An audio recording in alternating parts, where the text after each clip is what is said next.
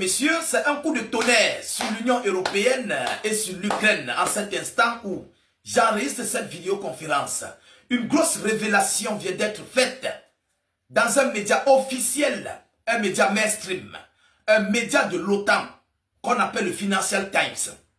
Oui, ce média bien officiel vient de nous révéler de sources sûres selon lesquelles la Banque Centrale Européenne vient de balayer toutes les demandes de l'Union Européenne et de l'Ukraine concernant les actifs russes gelés.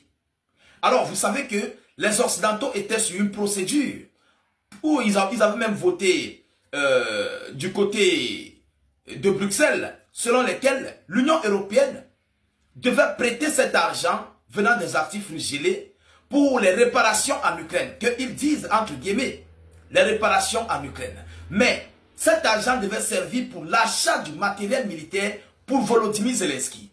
Alors la Banque Centrale Européenne vient de répondre sèchement, non seulement à l'Union Européenne, mais aussi à l'Ukraine, parce que c'est une demande ukrainienne. Vous comprenez?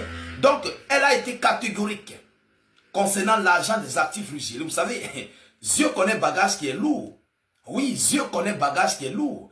Les Russes avaient menacé Bruxelles concernant leur argent qui se trouve là-bas. On avait vu la Douma d'État qui avait voté une loi concernant leur argent qui est gelé. Sinon, il y aura des poursuites judiciaires et il y aura des répliques. Alors aujourd'hui, la Banque Centrale Européenne vient de faire une annonce. Et l'annonce a été révélée par le Financial Times. Ce média officiel bien reconnu, bien